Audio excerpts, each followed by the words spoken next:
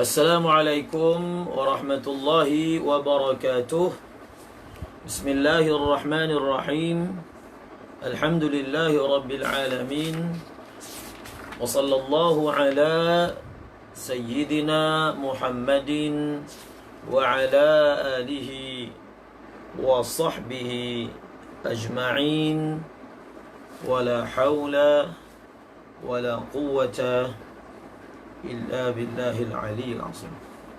Alhamdulillah, bersyukur kita kepada Allah Subhanahu wa taala pada petang ini sekali lagi kita dapat bertemu bagi meneruskan pembacaan kita daripada kitab Al-Quran Al-Karim, menerusi tafsir Al-Jalalain. Mudah-mudahan Allah Subhanahu wa taala mengurniakan keberkahan kepada kita daripada kitab suci Al-Quran Al-Karim. A'udzu billahi minasy syaithanir rajim. Bismillahirrahmanirrahim. Alif Lam Ra.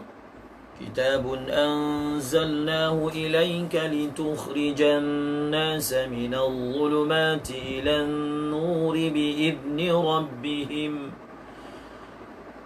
لتخرج الناس من الظلمات إلى النور بإذن ربهم إلى صراط العزيز الحميد الله الذي له ما في السماوات وما في الأرض وويل للكافرين من عذاب شديد الذين يستحبون الحياة الدنيا على الآخرة ويصدون عن سبيل الله ويبغونها عوجا أولئك في ضلال بعيد.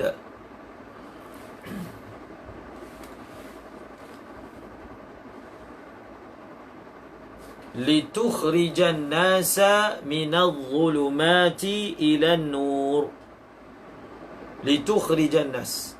Hari ini pembacaan kita daripada ayat litukhrijan nasa minadh dhulumati ilan nur.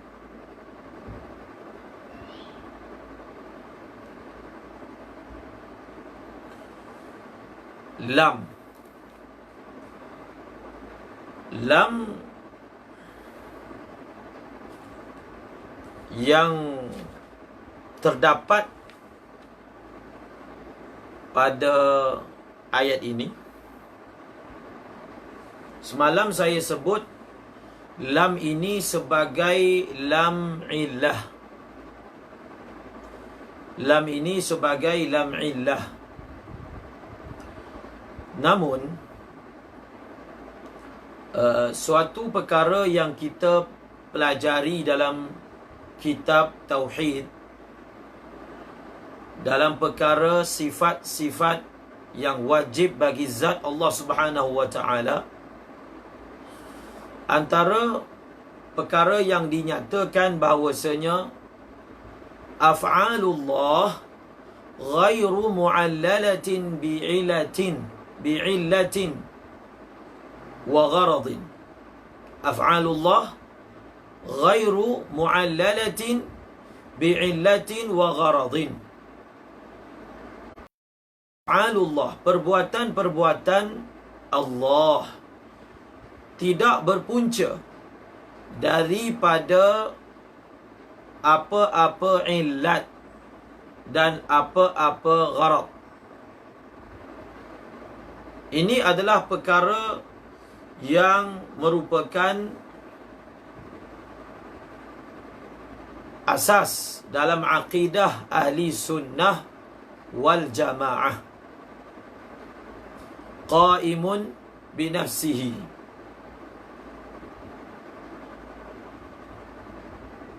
qiyamuhu ta'ala binafsihi, berdirinya Allah Subhanahu wa ta'ala dengan dirinya sendiri. Maka ahlu sunnah wal jamaah mengatakan af'alullah ghairu mu'allalah bi'illah. Adapun Mu'tazilah, mereka mengatakan af'alullah wa ahkamuhu mu'allalatun biri'ayatil masalih. Biri'ayatil masalih. Ini antara akidah yang kita ahlu sunnah wal jamaah berbeza dengan Mu'tazilah. Golongan rationalism yang mengatakan setiap perbuatan Allah, setiap hukum Allah wajib meraihkan maslahat. Mereka yang mempelajari ilmu kalam, ilmu tauhid, sangat mengetahui perkara ini yang dipanggil riayatul aslah. Kalau kita mengatakan Allah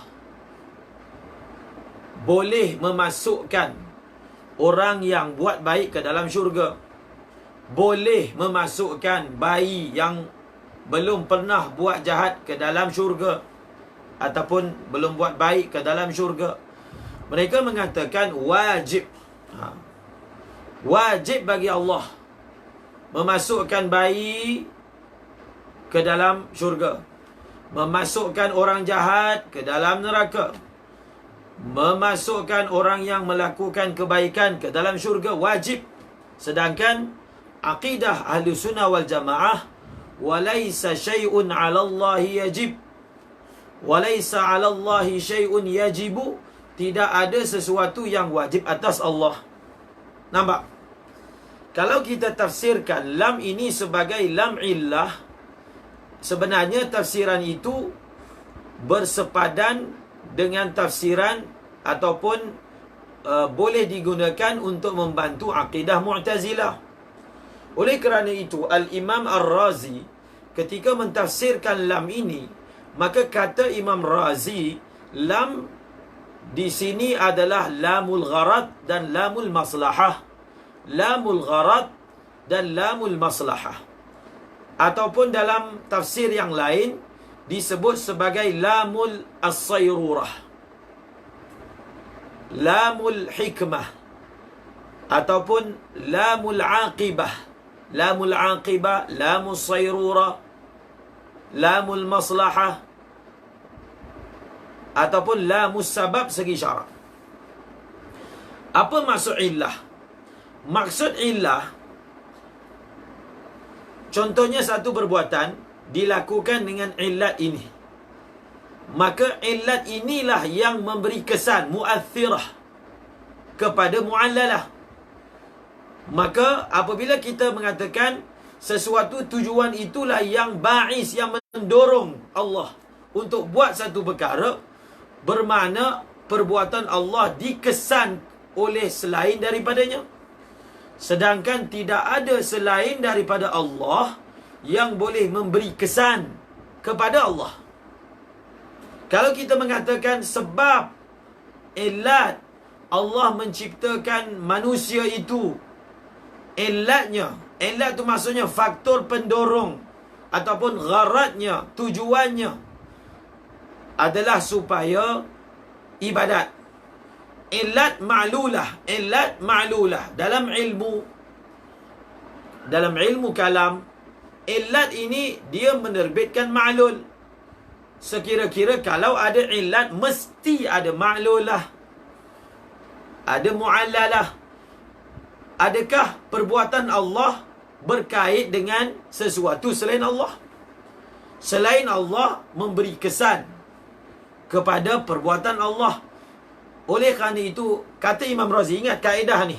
Kaedah ini saya petik daripada tafsir Ar-Razi. Maka kata Imam Ar-Razi, wa idza sabata bid-dalil annahu yamtani'u ta'lilu af'alillah wa ahkamihi bil-'ilal, thabata anna kulla zahirin ash'ara bihi fa innahu muawwalun mahmulun ala ma'nan akhar. Ini boleh dicatat kaedah ini. Kita boleh guna kaedah ini di dalam ayat-ayat yang seumpamanya. Kita muzakarah tafsir Jalalain ini sebenarnya bukan kita ingin fokus kepada surah Ibrahim itu, tetapi kaedah yang saya sebutkan. Kaedah-kaedah itu sebenarnya yang dimaksudkan supaya dengan kita sentuh kaedah-kaedah tersebut akan apa? Kita boleh pakai dalam surah-surah yang lain. Nampak? Untuk surah Ibrahim ini pun, hatta kalau habis Ramadan pun kita tidak mampu untuk menghabiskannya. Sebab itu fokus kepada kaedah yang disebut. Kaedah yang disebut. Itu Ustaz Loman pun dah share ibarat tu. Ini kaedah ni. Semalam pun saya dah sebut tentang kaedah takwil, qanunut takwil. Apabila zahir sesuatu ayat menunjukkan kepada sesuatu makna yang mustahil, maka wajib ditakwilkan, bukan sunat. Wajib ditakwilkan. Apabila sesuatu ayat memberi faham zahir maknanya kepada sesuatu yang mustahil, maka ditakwilkan. Maka begitulah juga di sini kata Imam Razi, anna kulla zahirin. Ini kaedah ni. Anna kulla zahirin ash'ara bihi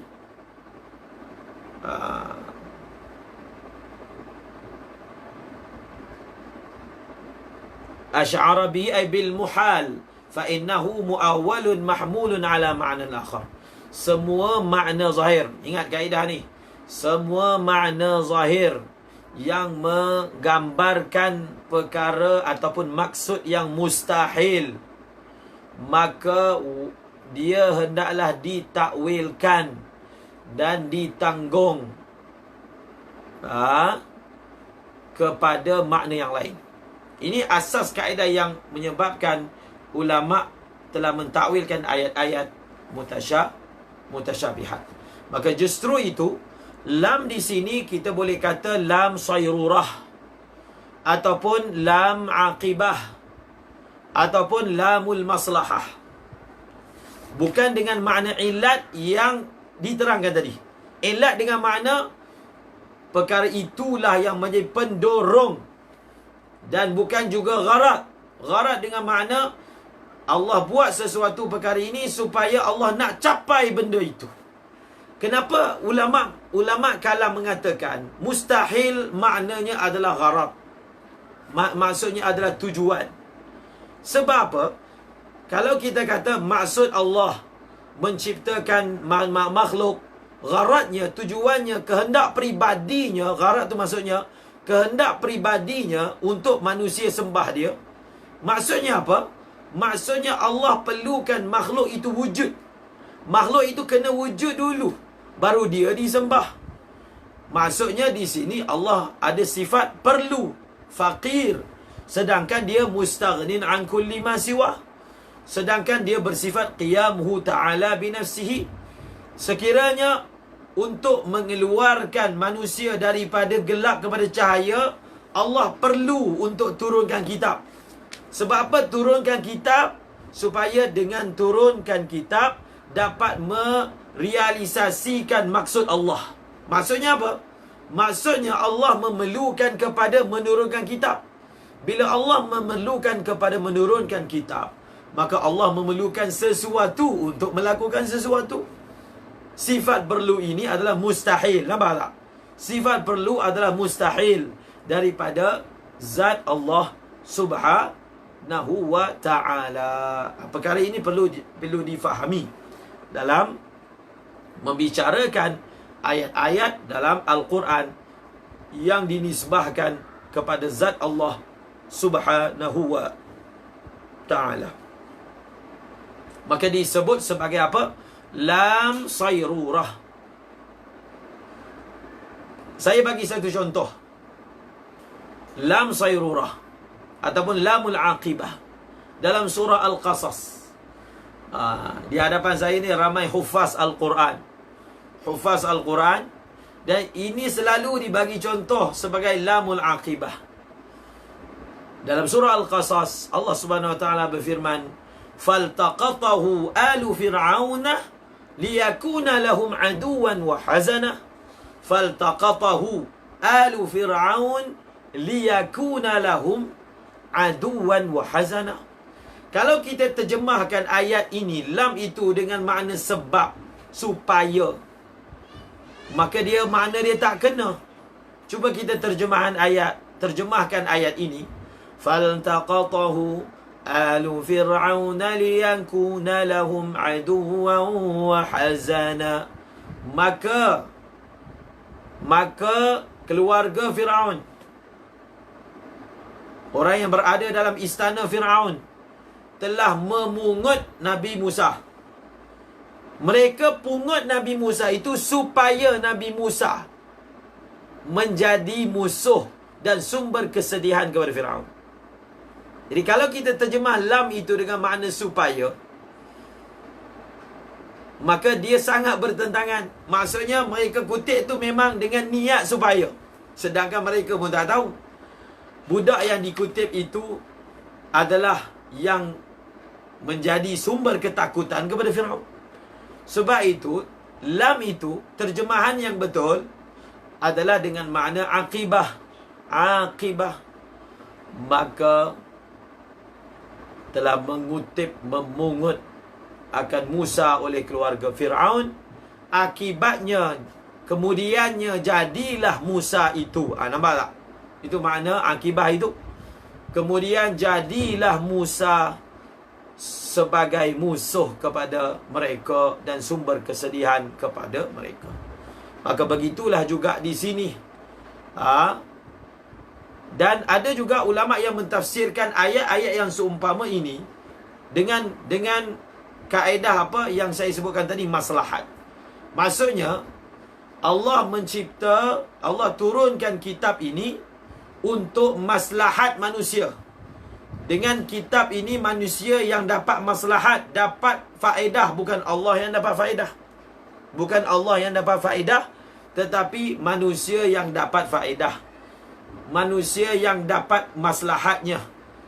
Apabila maslahat itu kembali kepada manusia, bukan kembali kepada Allah, maka sahlah diletakkan lam di sini. Sah lam ini diletakkan, kerana faedah itu kembali kepada manusia. Seperti dalam ayat, wa ma khalaqtul jinnah wal insa illa liya'budun. Faedah manusia itu beribadat, faedahnya kembali kepada manusia. Maka diletakkan lam ini. Walaupun nampak macam lam gharat, tetapi maslahatnya kembali kepada manusia. Kembali kepada apa? Kepada manusia.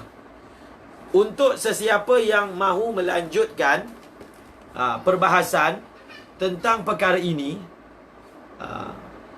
sebenarnya banyak kitab pun yang membahaskan perkara ini, tetapi saya sebut kitab yang dekat tangan saya lah.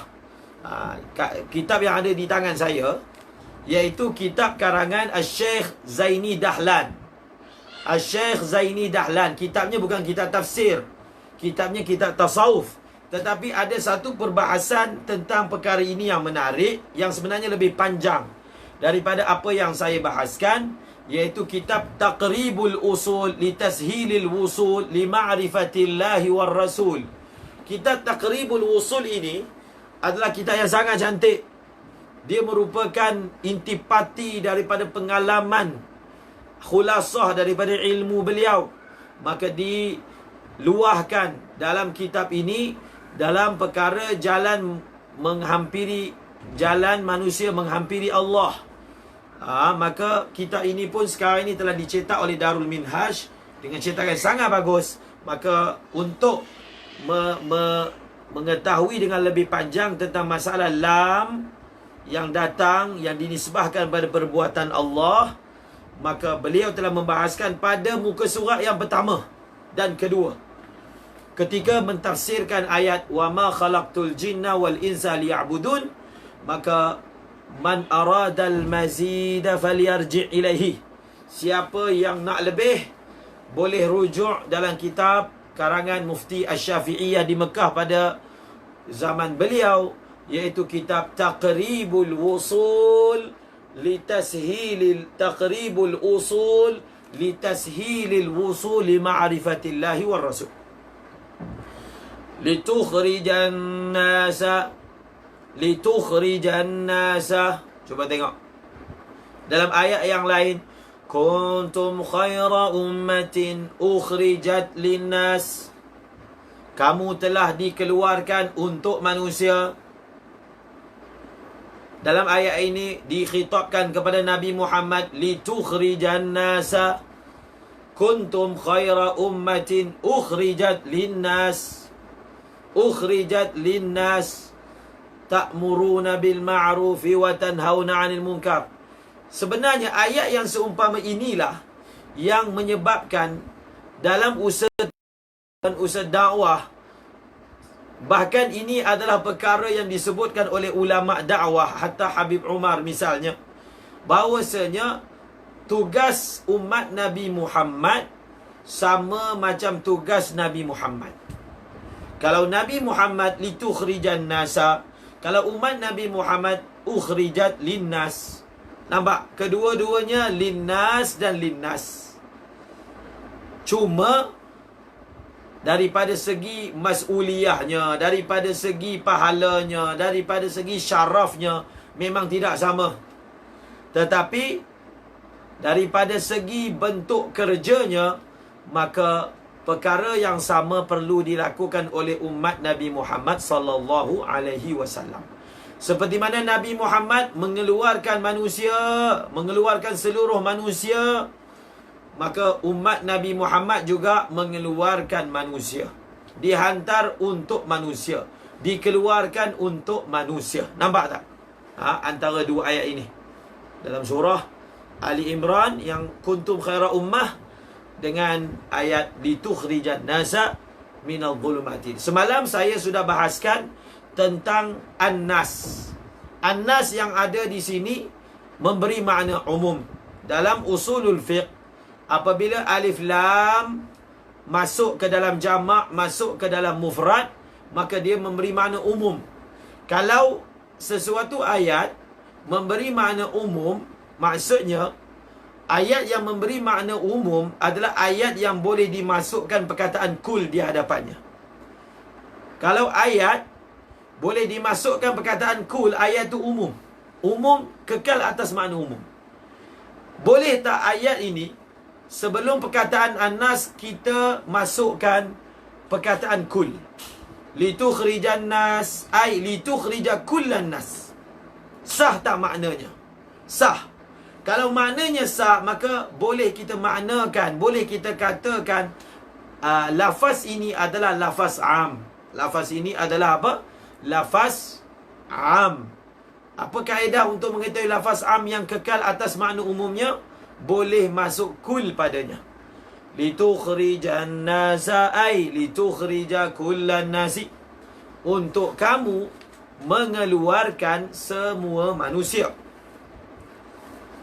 minaz zulumati ilan nur, dari pada kegelapan-kegelapan kepada cahaya. Cuba perhatikan.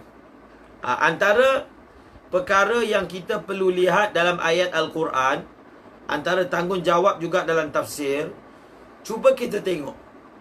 Ada ayat yang dia datang dalam bentuk mufrad, ada ayat yang datang dalam bentuk jamak.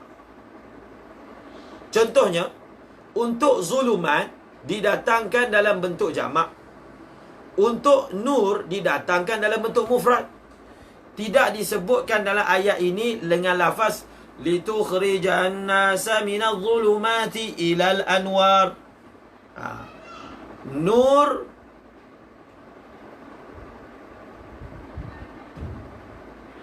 Nur didatangkan mufrad, tidak didatangkan anwar. Zulumat didatangkan jamak, tidak didatangkan mufrad. Mufrad dan jamak yang datang dalam ayat Al-Quran mempunyai makna yang tersendiri. Saya petik daripada perkataan Syekh Mutawalli Sya'rawi. Beliau berkatakan, di dalam ayat ini tidak disebut minaz zulumati ilal anwar, tetapi disebut dengan zulumat jamak, nur mufrad. Sebab apa? Li'anna an-nura wahidun la yata'addad, amma zulumat famuta'addidatun bita'addudil ahwa, zulmatun hadha wa zulmatun hunaka. وحين يخرجنا الحق سبحانه من الظلمات المتعددة حسب أهواء البشر فهذا فضل منه ونعمة لأننا نخرج إلى النور الواحد. Nampak? Sebab apa? Sebab jalan kebaikan ada satu je. Jalan manhaj agama ada satu sahaja. Wa anna hadha, tengok, wa anna hadha sirati mustaqiman fattabi'u wa la tattabi'u subula. Nampak? Wa anna hadha sirati mufrad, wa anna hadha sirati mustaqiman fattabi'uhu wa la tattabi'u subula, jamak, fatafarraqa bikum an sabilih.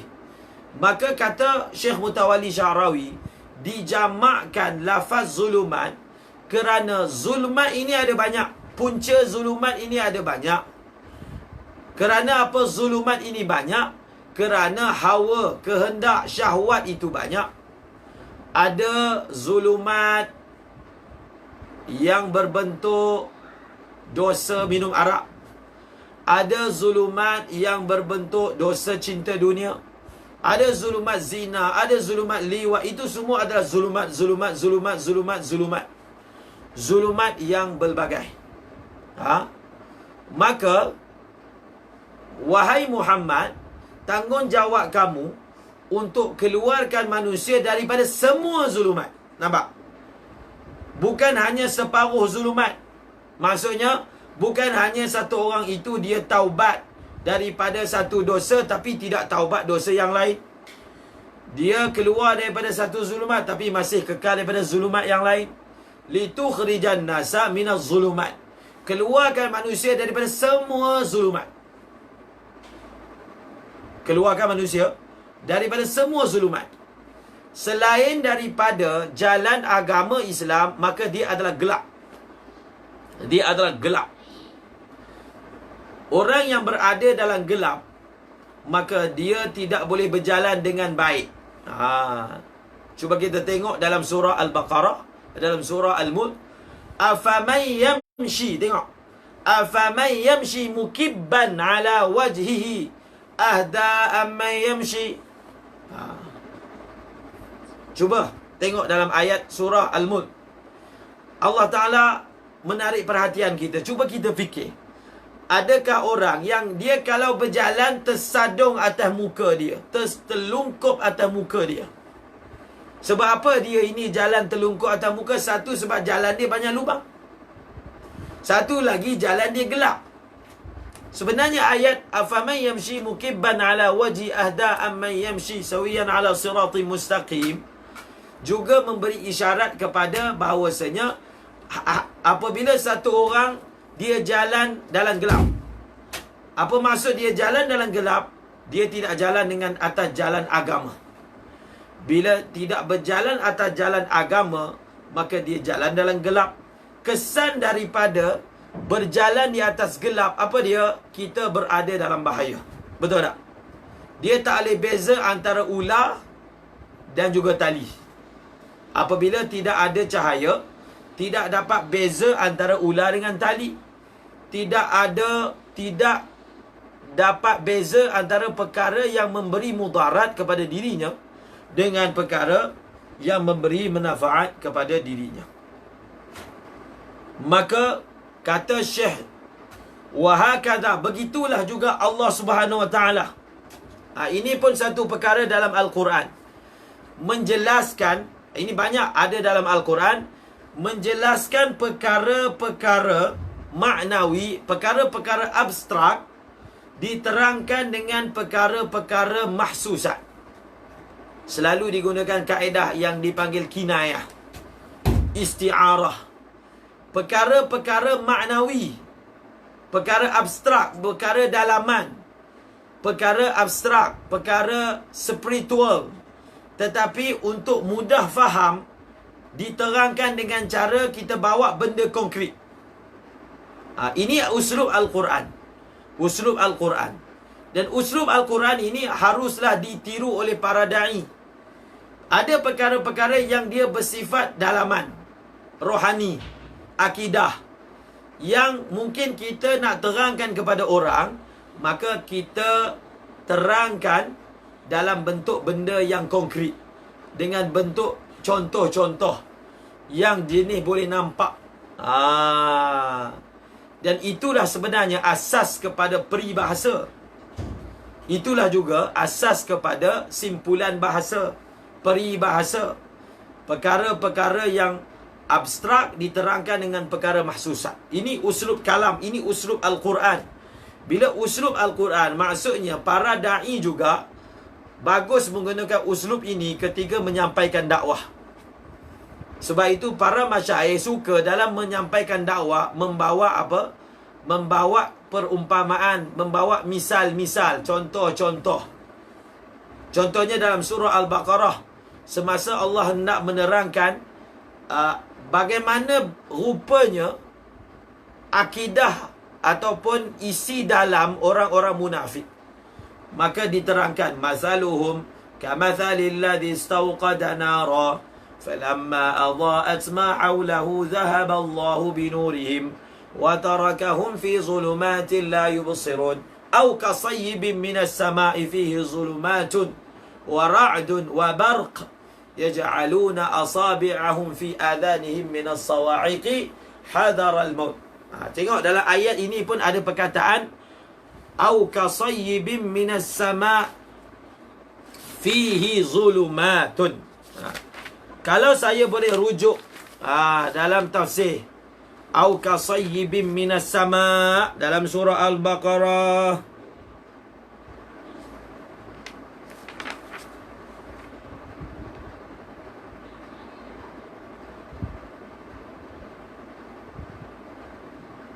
tengok, nampak dia. Kalau kita belajar tafsir ni, yang cantiknya kalau kita boleh kaitkan antara ayat-ayat yang lain. Jadi bila ada ayat-ayat yang lain yang saya bawa, maka ayat itu harus dicatat. Kita menggunakan kaedah juga at-tafsir Quran bil Quran. Cuba tengok dalam ayat ini, zulumat maksudnya apa? Tengok dalam tafsir Jalalain, zulumat itu maksudnya kufur. Cuba tengok dalam surah Baqarah, au kasayyibin minas sama'i fihi zulumatun wa ra'dun wa barq. Apa kata pengarang Jalalain? Zulumat itu maksudnya adalah kufur. Sama. Zulumat itu dalam surah Al-Baqarah maksudnya juga adalah kufur. Zulumat dalam surah Ibrahim juga maksudnya adalah perkara yang kufur. Perkara yang kufur. Banyak sebenarnya dalam ayat-ayat Al-Quran yang sesat ini digunakan perkataan gelap, dan hidayat ini digunakan perkataan cahaya. Nabi itu sendiri digunakan perkataan sirajan munirah. Siraj, munir. Bahkan Nabi itu sendiri adalah cahaya. Nabi itu sendiri adalah cahaya. Sebenarnya kalau kita nak tafsirkan bahawasanya Islam ini adalah cahaya, kita boleh tafsirkan dengan tafsir yang panjang, dengan mengambil apakah rahsia dalam cahaya. Apa beza orang duduk dalam cahaya dengan orang duduk dalam gelap. Saya selalu bagi contoh. Orang yang tak ada cahaya iman ini, dia sampai tak boleh beza antara Tuhan dengan lembu. Dia tak boleh beza. Begitu sekali dia berada dalam gelap, tak nampak. Berada dalam gelap, tak nampak, sampai dia tak boleh beza yang mana lembu, yang mana Tuhan, yang mana sepatutnya disembah, yang mana sepatutnya disembelih. Tak dapat beza. Betul, orang yang berada dalam gelap ini kadang-kadang keadaannya luar biasa. Rumah dia depan masjid pun dia tak ada tergerak pun untuk datang masjid. Gelap. Tetapi bila dicampakkan cahaya, dia macam baru dibuka lampu. Padahal benda tu depan dia je. Orang baik ada depan dia, channel baik ada depan dia, masjid ada depan dia, azan ada depan dia. Tapi dia ni, waktu dia dapat hidayat, dia ni macam orang duduk dalam gelap baru dibuka lampu. Nampak tak? Begitu sekali diterangkan perumpamaan. Jadi kata Syekh Mutawalli Sya'rawi, maka Allah Subhanahu Wa Taala ingin menjelaskan perkara-perkara abstrak dengan perkara-perkara konkret. Maka tidak ragu-ragu lagi, kegelapan ni dia tutup banyak benda, yang bila orang berada dalam gelap, dia akan hidup dalam keadaan belaga. Tengok, ini menarik ni. Apa yang Syekh Mutawalli kata apa? Bila orang duduk dalam gelap, dia sentiasa berada dalam istidam.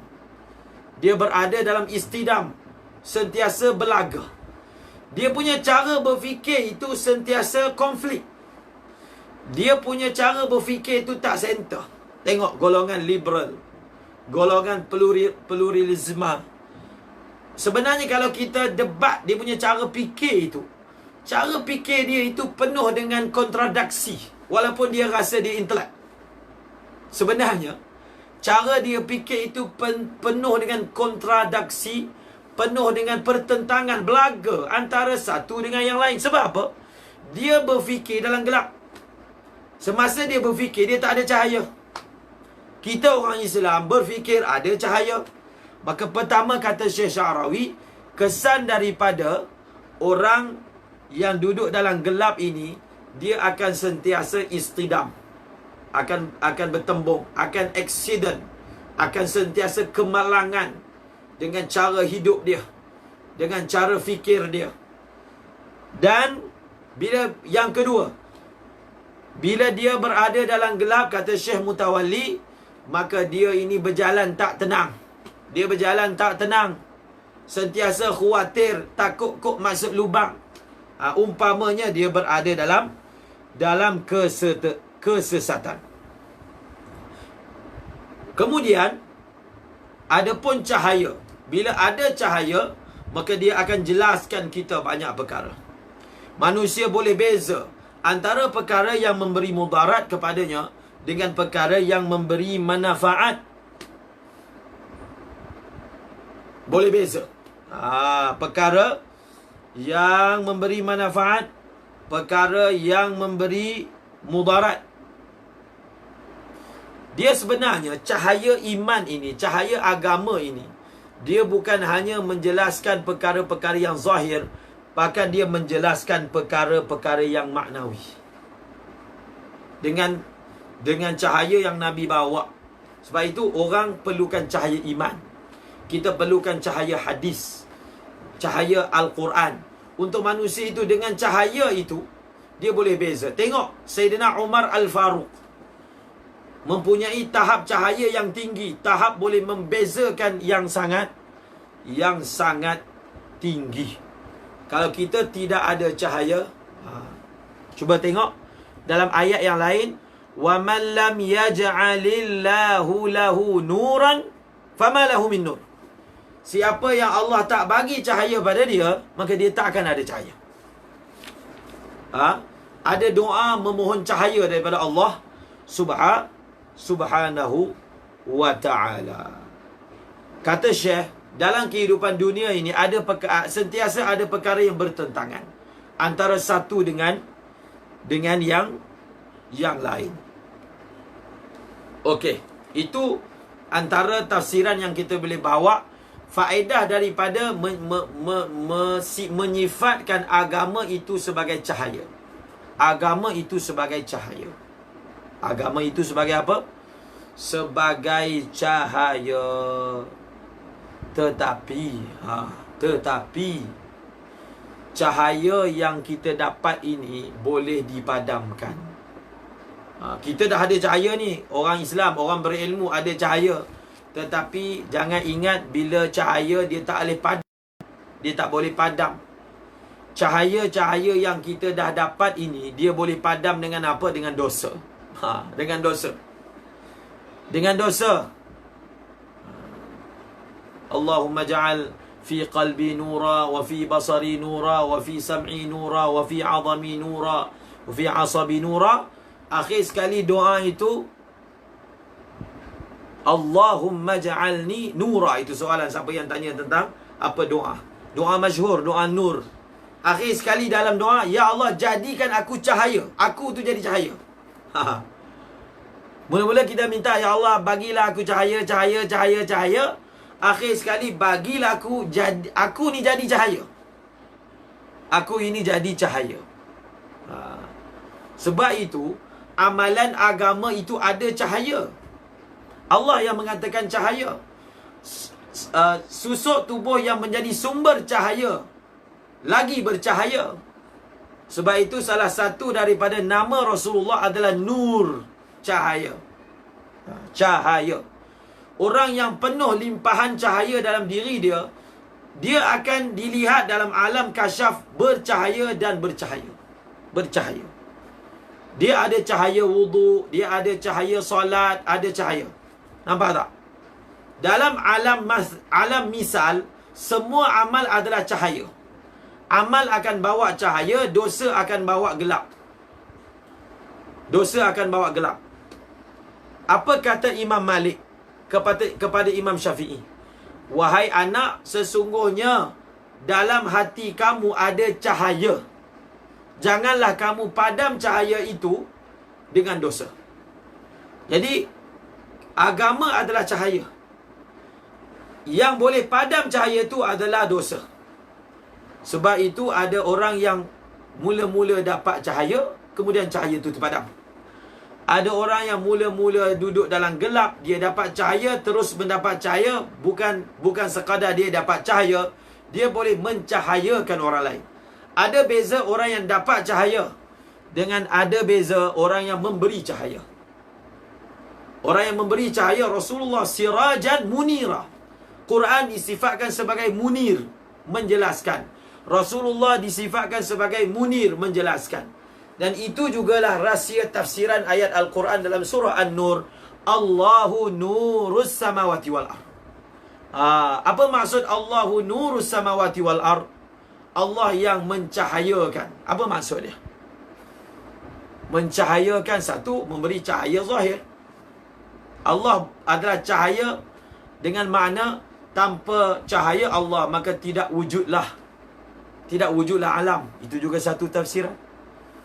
Allah adalah cahaya yang menerangkan, maksudnya mencipta perkara-perkara yang menerangkan langit dan bumi. Dan Allah Subhanahu Wa Taala menciptakan cahaya. Kalaulah pada bumi yang jamid ini pun Allah Taala mencipta cahaya, maka kita yang hidup ini pun Allah Subhanahu Wa Taala akan mencipta cahaya. Jadi amal adalah cahaya. Boleh dilihat di muka orang yang ada semayang tahajud, cahaya tahajud. Orang yang diberi basirah, dia boleh nampak cahaya. Jadi cahaya ni bukan cerita dongeng. Memang ada orang yang dia ada limpahan cahaya, sehingga dia ini kalau nampak dia adalah cahaya. Ada syair yang mengatakan Rasulullah ini, yang Mustafa tu kan, qamarun walam yakun lahu zillun bal kana nurah. Rasulullah itu tidak ada bayang, sebab Rasulullah itu adalah cahaya. Kalau hendak ditafsirkan cahaya ini terlalu panjang, tetapi cukup memberi faham bahawasanya agama ini adalah cahaya. Tak ada cahaya maka kita akan sesat. Yang memadamkan cahaya adalah apa? Dosa. Apakah contoh ayat Al-Quran yang bahawasanya dosa akan memberi titik hitam? Siapa boleh bagi? Siapa boleh bagi? Saya belajar satu perkara dengan ustaz saya. Kalau kita belajar kitab fiqh ke, kitab apa ke, kalau ada perkataan-perkataan yang ada perkataan seumpama dalam ayat Al-Quran, kita akan minta pelajar, apakah ayat Al-Quran yang mana ada datang dengan perkataan ni? Apa tujuannya kita buat begitu? Supaya walaupun kita belajar fiqh, tapi kita ada kaitkan dengan Quran. Kita belajar hatta mantik pun kita kaitkan dengan Al-Quran. Imam Ghazali tulis satu kitab, Al-Qistas Al-Mustaqim. Al-Qistasul Mustaqim. Kitab ini sangat unik tentang Al-Quran ini. Imam Ghazali membuktikan kaedah-kaedah syakal-syakal tu, kaedah-kaedah kias yang dalam mantik itu boleh diistimbatkan daripada ayat Al-Quran. Abdullah SJ telah bagi ayat betul. Ustaz Abdullah. Ayat yang menunjukkan dosa akan memberi titik hitam adalah surah Al-Mutaffifin. Kalla bal rana ala qulubihim ma kanu yaksibun. Ran. Benda yang merupakan rain. Yang apabila kita buat dosa ada titik hitam. Dalam ayat yang lain, yuriduna an yutfi'u nurallah. Nampak? Yuriduna an yutfi'u nurallah. Nurallah yang dimaksudkan dalam ayat ini adalah agama Islam. Maka nur yang dimaksudkan di sini juga adalah agama Islam. Adalah apa? Agama Islam. Yang asasnya adalah iman.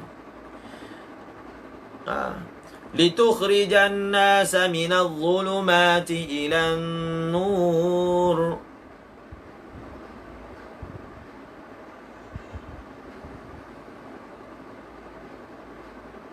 Al-iman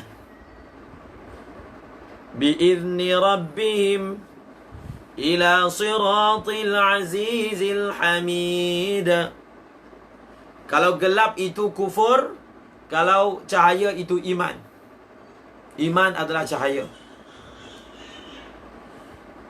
Bi'izni rabbihim. Bi'izni rabbihim. Bi'izni rabbihim.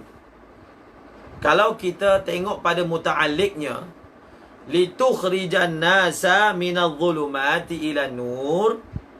Bi'izni rabbihim. Maksudnya apa? Bi amri rabbihim. Tengok, ini yang ditafsirkan oleh Jalalain.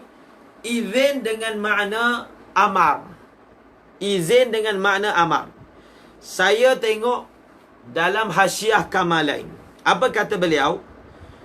Fussira al-iznu bil amri. Wa ala hadha fayakunu al-ma'na li ta'murahum bil khuruj min adh-dhulumati ila an-nur. Wa fassara ba'duhum bit tawfiqi wa taysir. Kita tengok. Bi'izni rabbihim ni jar majrur muta'alliq kepada litukhrija. Tukhrija. Supaya kamu keluarkan manusia daripada gelap kepada cahaya bi'izni. Bi'izni di sini telah ditafsirkan dengan perintah. Ditafsirkan dengan perintah. Ada sebahagian mufassir yang tafsirkan biizni, izin itu dengan makna taufiq. Dalam Hasyiah Kamalain ada tulis. Imam Razi pula tafsir lain. Imam Razi pula tafsir lain. Pengarang Jalalain tarjih makna lain. Hasyiah makna lain. Saya dah sebut pada mula perbahasan kita. Ada ayat-ayat dalam Al-Quran dia menerima apa? Menerima ijtihad. Bukan adalah banyak menerima ijtihad. Cuma ada tafsir yang dhaif, ada tafsir yang rajih, ada tafsir yang musawi, ada tafsir yang mushtarak. Jadi kalau dalam kitab tafsir Jalalain, tafsir lain, ada ulama tafsir dengan tafsir lain, kita tak boleh kata dia salah. Tak boleh. Kita tak boleh kata dia salah. Nampak tak? Ini pun berlaku. Kita kata, oh tak ada ulama pun tafsir macam ni. Kita tak boleh sebut macam tu. Bagi orang belajar, dia tak boleh sebut macam tu. Yang penting, adakah tafsir dia itu bertentangan dengan kaedah tafsir? Kalau tafsir dia tidak bertentangan dengan kaedah tafsir, tidak bertentangan dengan qawaidus syara', walaupun tidak ada pernah siapa pun tafsir seperti itu dalam mana-mana kitab tafsir, tafsir dia tetap betul. Tafsir yang betul bukan hanya munhasir dengan apa yang telah ditulis dalam kitab tafsir. Bukan. Tafsir adalah betul kalau dia muafiq dengan qawaidus syara'. Kalau apa? Dia berbetulan dengan kaedah-kaedah syarak. Kalau tafsiran itu tidak berbetulan dengan kaedah-kaedah syarak, walaupun dia ada dekat kitab tafsir yang lama, tetap kita kata tak betul. Sebab itu yang lebih kita tekankan dalam belajar tafsir ini qawaid tafsir. Misalnya, ini yang terakhir. Kaedah ini. Kaedah dalam tafsir apa? Tidak semestinya kalau tak ada sebut dalam mana-mana kitab tafsir, maka dia jadi salah. Okey? Dia jadi salah. Yang penting jangan bertentangan dengan qawaid tafsir, jangan bertentangan dengan qawaidus syara'. As-Sayyid Abdullah bin Siddiq Al-Ghumari ada menulis kitab berkaitan dengan kesalahan-kesalahan dalam tafsir, dalam kitab-kitab tafsir sebelum ni. Contohnya, apa nama kitab tu, Ustaz Syauqi? Apa nama kitab tu? Karangan Sidi Abdullah bin Siddiq Al-Ghumari tentang kesilapan-kesilapan dalam tafsir. Siapa tahu? Tadi nampak Ustaz Syauqi masuk. Saya pun ada baca sikit. Kita baca buat muzakarah kitab tersebut, tapi nama dia lupa. Nama dia, kitab itu pun sudah diterjemahkan pun sebenarnya dalam bahasa Indonesia sudah diterjemahkan.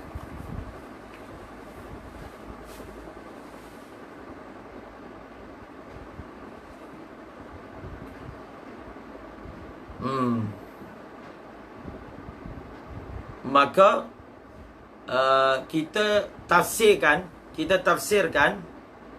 Nanti kalau saya ingat nama kitab tu saya share. Kita tafsirkan tu bid'ah tafasir. Ni ramai ni anak murid Syekh Mahmud pun ada rasanya ni. Bid'ah tafasir, betul. Bid'ah tafasir, karangan Sidi Abdullah bin Sidi Al-Ghumari. Bagus kita baca Bid'ah tafasir untuk kita melihat. Maknanya dari sudut pandang Sidi Abdullah lah.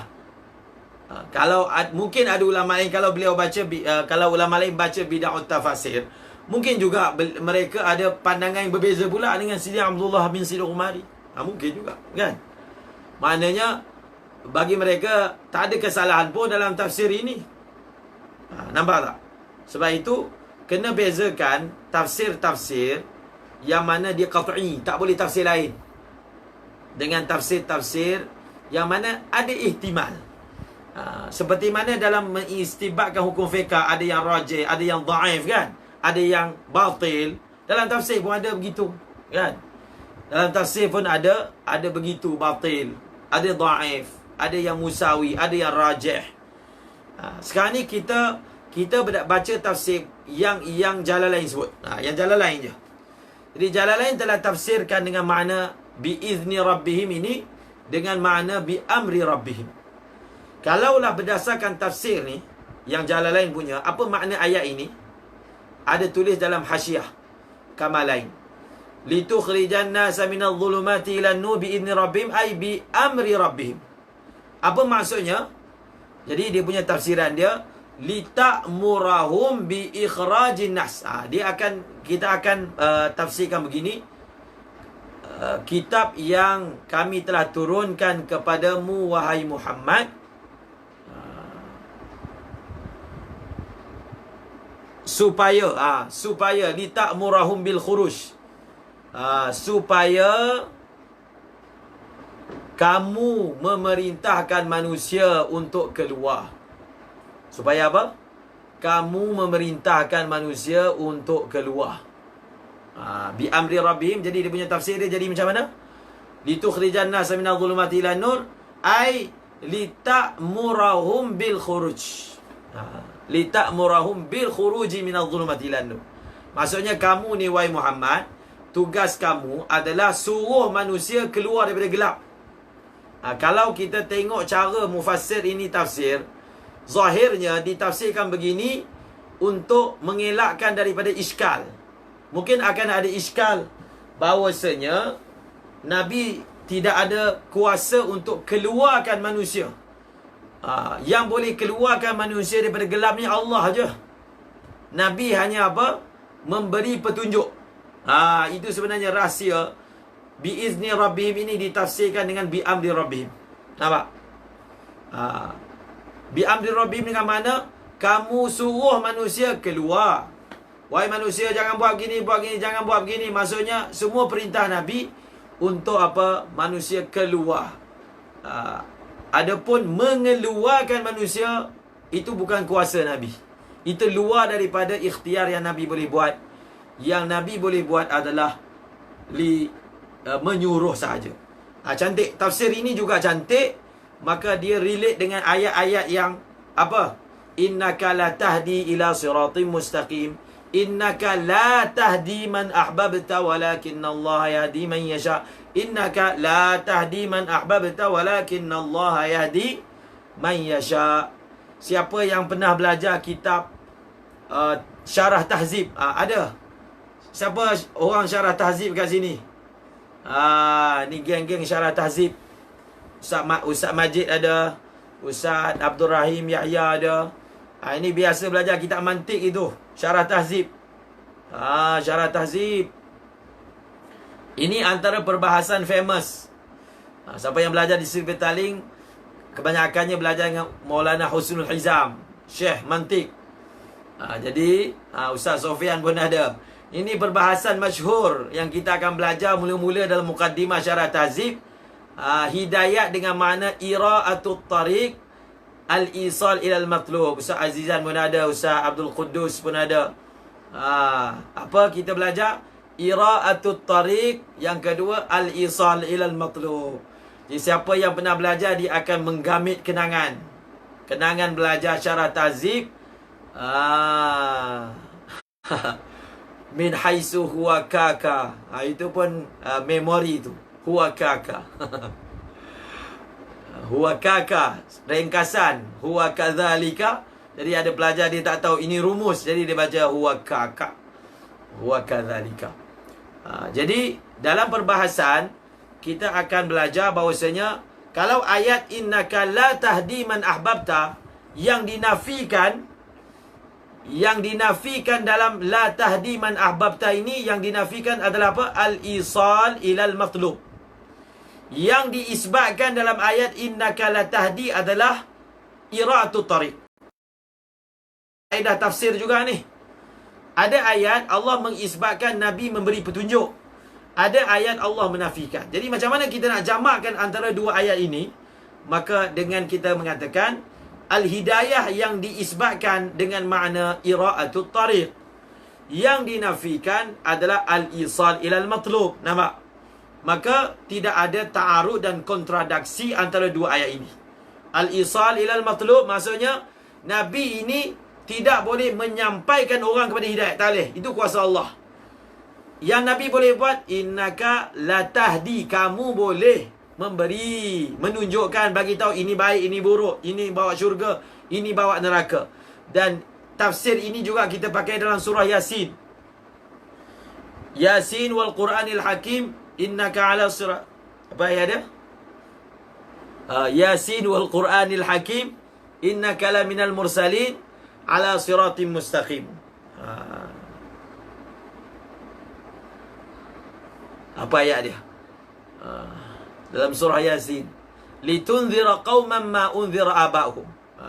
Litunzira qauman ma unzira aba'uhum. Jadi ayat dalam surah Kahfi nampak? Liyunzira ba'san, litunzira qauman, nampak? Litunzira qauman, liyunzira ba'san. Ini kan semua tugas Nabi. Nampak tak tugas Nabi ni Bashir dan Nazir.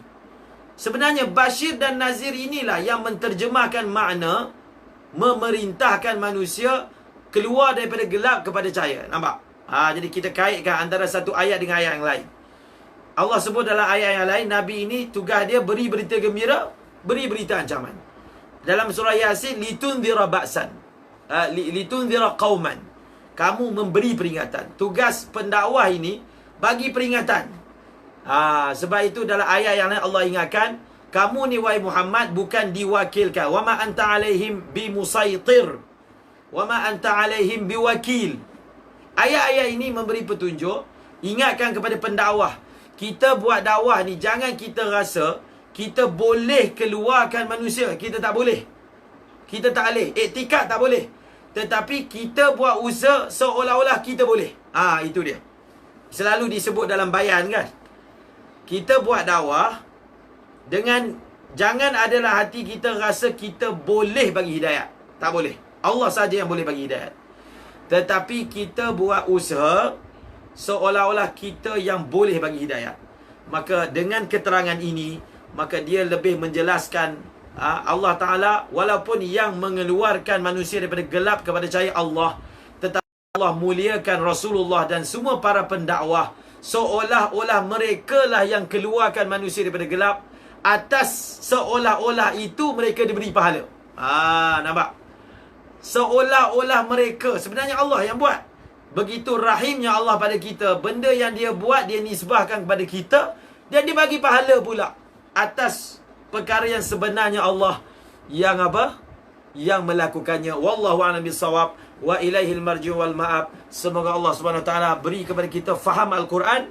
Jadikan kita ini hafiz Al-Quran. Jadikan anak-anak zuriat kita hafiz Al-Quran. Pencinta Al-Quran, penghafal Al-Quran, pengamal Al-Quran dan orang yang menyampaikan Al-Quran. Wallahu a'lamu bissawab wa ilaihil marji'u wal ma'ab. Kita tutup dengan bacaan syair dan merupakan doa juga.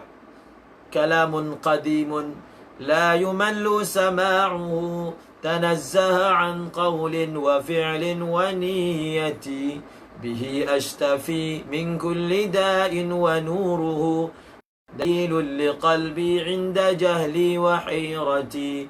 فيا رب متعنا بسر حروفه ونور به قلبي وسمعي ومقلتي وسهل علي حفظه ثم درسه بجاه النبي والآل والصحابة آمين برحمتك يا أرحم الراحمين.